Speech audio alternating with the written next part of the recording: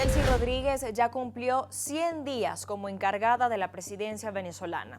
Para muchos, el país no atraviesa una transición política, sino una operación de maquillaje. En este afán de defender nuestros recursos, defender nuestra historia, defender nuestra ideología bolivariana, no nos van a derrotar.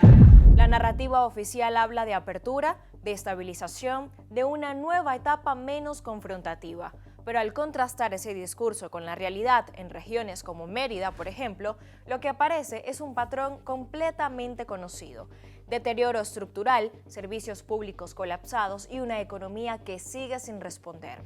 El poder cambió de rostro, pero no de lógica. Hay un dato que atraviesa todo el análisis. Las estructuras que sostuvieron la crisis siguen intactas. No hay reforma del sistema judicial, no hay reinstitucionalización de las Fuerzas Armadas, no hay garantías electorales nuevas. Human Rights Watch ha sido explícito al advertir que liberar presos políticos o reducir la persecución visible no equivale a desmontar el aparato represivo. Sin ese desmontaje, cualquier intento de presentar una nueva etapa se queda en la superficie.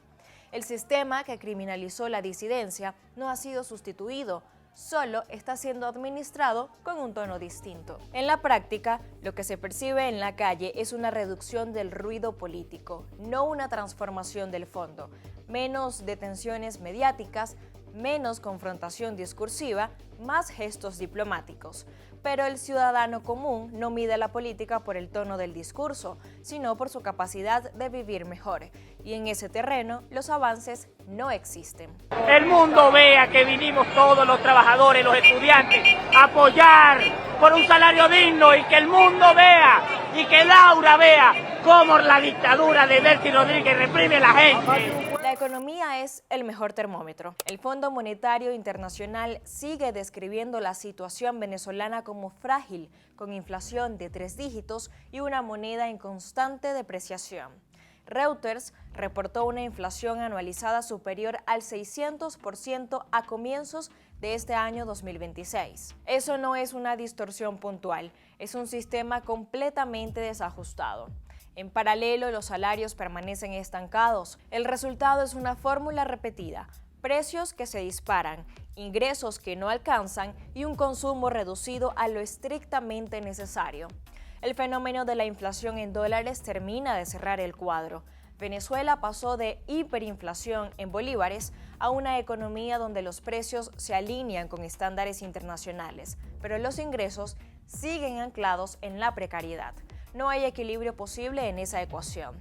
El ciudadano dejó de planificar, de proyectar, incluso de consumir en sentido amplio.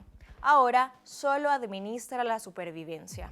El sector productivo lo describe sin matices. La economía depende del gasto estatal para moverse, y ese gasto hoy no logra sostener la actividad.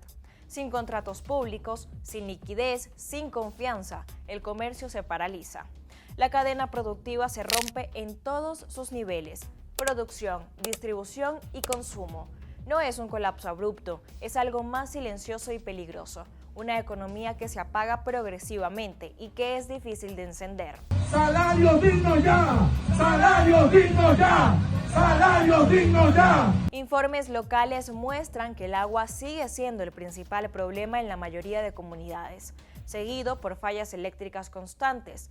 El propio gobierno ha tenido que implementar medidas de ahorro energético ante la incapacidad del sistema para sostener la demanda. Porque normalmente tú deberías sentir al día un corte de 4 horas.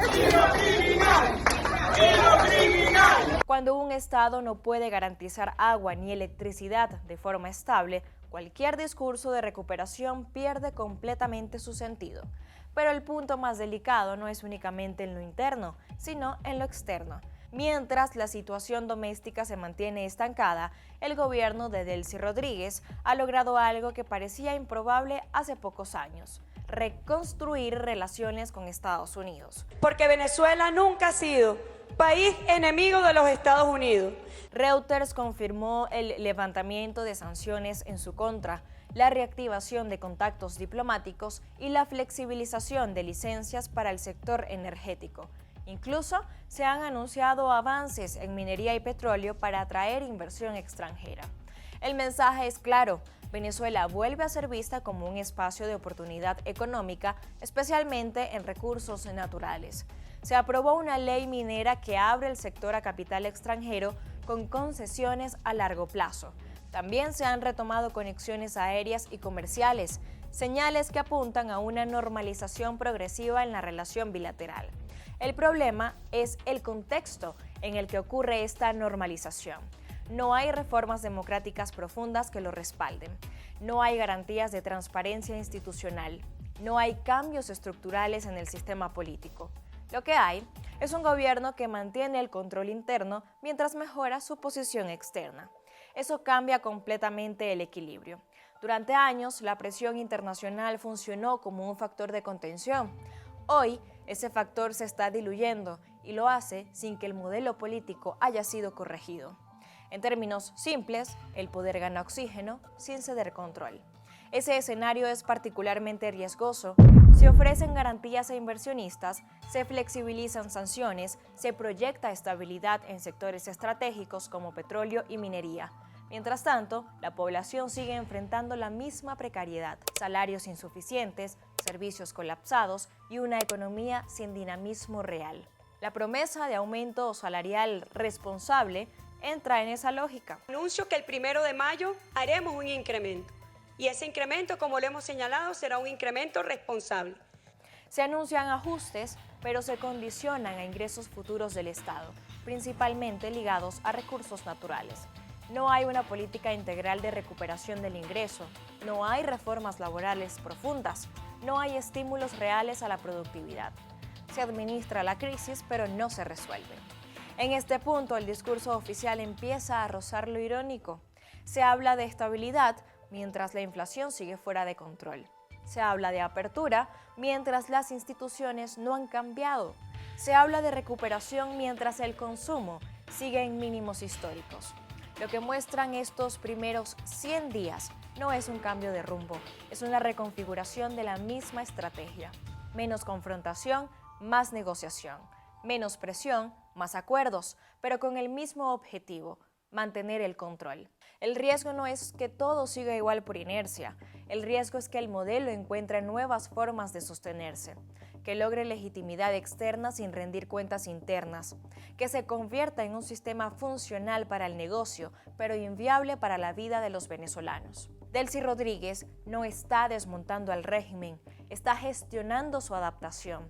Y en ese proceso, el respaldo internacional, especialmente el de Estados Unidos, puede terminar siendo el factor que prolongue una crisis que ya lleva más de 2 décadas sin resolverse.